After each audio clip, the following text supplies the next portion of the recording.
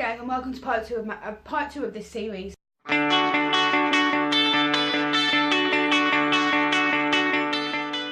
Right, so basically, while I was going through the editing on my other video for the part one, when I'm talking about Selena Gomez, you can actually hear somebody running up my stairs and a baby crying.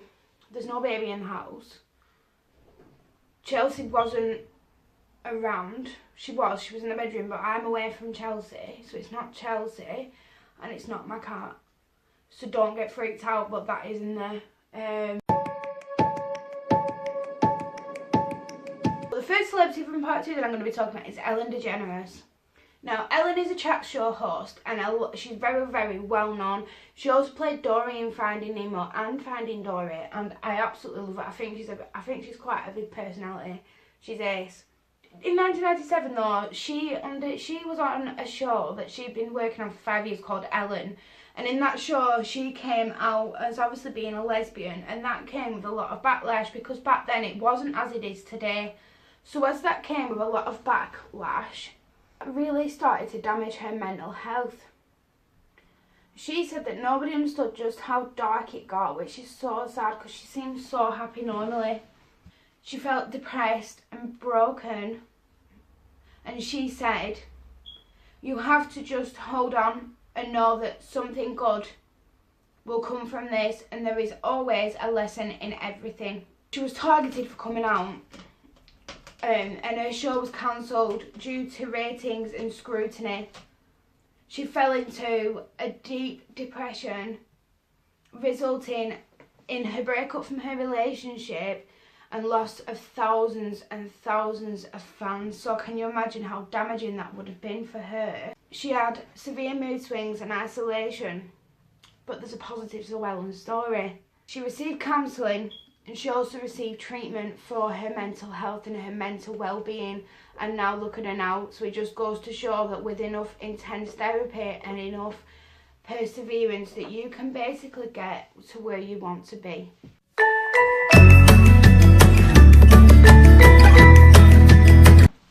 The second celebrity on my list is one of my ultimate favourite people, Lady Gaga. So not only is she an iconic singer, for those that are known for being a bit wacky, those who watch American Horror Story or those that actually do listen to my videos know that I'm an avid fan, and her parts in American Horror Story were thrilling and exciting, and I absolutely loved her in that. But did you know that she suffers from PTSD? Unfortunately, Lady Gaga, when she was just 19 years of age, a 20-year older man than her raped her, and that today gave her PTSD that she's still dealing with every single day. She says the kindness from her family and friends saved her life. She visited a homeless youth centre for LGBT, and she spoke to them about her mental illness, and I think this was like one of the first times that she'd actually been honest about it and come forward and spoken about it. She said, "These children are not just homeless or in need. Many of them are trauma survivors. They've been rejected in some kind of way, whether this being their own trauma or abandonment. My own trauma in my life has helped me to understand the trauma of others." She also said, "It's really important to remind children and kids who are suffering from a traumatic experience or abandonment to remind them that they are not alone and that they are loved. We are all in this together." Which just goes to show that somebody with such a wacky exterior is going through so much underneath. And it goes to show, doesn't it really, that the most loud and outgoing people are dealing with so very much every single day.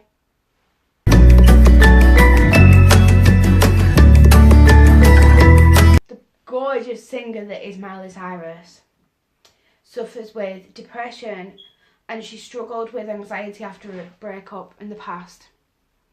She's had dark times before where she'd lock herself away in her bedroom, and her dad had to break down the door to make sure that she was safe and to get her out of that rut.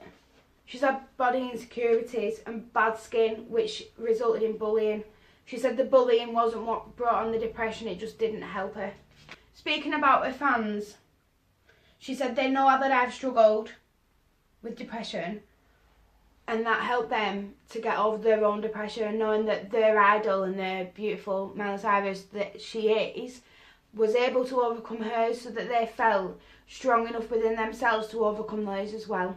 They gave her such a big purpose in life and a reason to wake up every single morning. Well, isn't that really sweet of her, that she's gone through such a shitty time and she's come out the other end and she's able to say that she wants to be the role model for her fans, that depression is shitty for a while, but after that you can get through it and you can get to a better end of it. There is always a pot of gold at the end of every single rainbow, and the saying goes, doesn't it, you can't have a rainbow without a little rain. You've got to learn to dance in that rain and wait for the rainbow to come. Gwyneth Paltrow is a beautiful woman, really. She's an American actress and she's famous for things like Shallow Hal, Iron Man and Avengers. But did you know that she had battled through postnatal depression after her son's birth? She felt like she couldn't bond with him, and she was helped by her husband, obviously the kid's dad. She was helped by him to realise that she had postnatal depression. She felt depressed and lost, and she felt like she wasn't doing enough for her son like she'd already done for her daughter who was born previously. So to her that was so detrimental, and she initially felt like a failure. But as a mother, she would have been thinking things like, how can I do this for one and not the other? I have had personal experience of postnatal depression. I went through postnatal depression when I'd had my own son. So I'd had my daughter and then I'd had my son, and I went through a lot after the birth of him. I also had depression during the pregnancy of my little boy as well. So actually researching about it, I didn't actually know that when I was researching about it. But to me that's such a personal thing. You can't help the way you feel. It's such a natural thing. Not everybody gets it, but those that do will understand that sometimes within yourself you feel like you're not good enough and you feel like you're not a good enough mum. And obviously postnatal depression can come in many forms. If you want to look further into that, then you can go right ahead and do that. There's obviously leaflets and stuff all over the internet about postnatal depression. It's such a serious topic. A lot of people obviously the misconception of you should be happy because you've had a baby, but it's generally not your fault. It just happens. Gwyneth obviously felt like mothers that are dealing with postnatal depression should be shown love, appreciation and kindness rather than being judged, and that there should be help readily available there for those mothers that are going through that.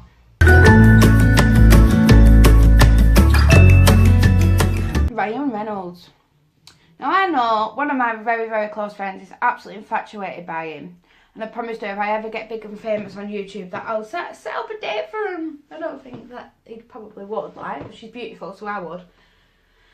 But I'm probably being biased because she's my best friend. Anyway, Reynolds is not only every girl's dream guy, he's also an amazing actor. After playing Deadpool, which he did amazingly, he ended up having a nervous breakdown. And this was because of the immense pressures that came with the film itself, because obviously it was built up so big and such a hype. It actually gave him anxiety and a nervous breakdown, to be honest. He ended up with health problems because of the increased attention on him. He said the attention is hard on your nervous system, and luckily he's all better because there is a Deadpool 2 coming out. I still need to watch the first one. I do. Obviously, I probably will get that watched. I'm a Marvel fan anyway, and a DC fan, because obviously I'm absolutely obsessed with Batman, and I have been for quite a while. I absolutely loved Suicide Squad. I thought that was Harley Quinn though. I mean, come on. Harley Quinn's another no, I wouldn't say famous person, but she's a very well-known character that has obviously mental health issues. I might do another video on fictional characters, out of films and stuff like that have mental health issues. you know, like the guy from Split talk about his DID, stuff like that. If you want to see one of those videos, like, you know, where I actually go proper into depth about things like that, please comment below. Like I said, this is a 2-part series, so this is the end of part 2. But thank you all for watching anyway. I'm going to be trying to do a lot more mental health videos. I probably said that in part 1 as well. Because I know that it's what you want to hear. So obviously, go over to part 1 if you want to know. It's towards the end. If you want to know exactly what I've got in store. But please be patient, as always. And I love you all. My fluffy, fluffy, fluffy unicorns. You are beautiful from the inside and out. And I love you all so much. I would not be here without you guys. I wouldn't be still making my YouTube without you guys. So, immense gratitude goes to you guys. So anyway, hope you all have a lovely week. And I will speak to you next weekend. Love you.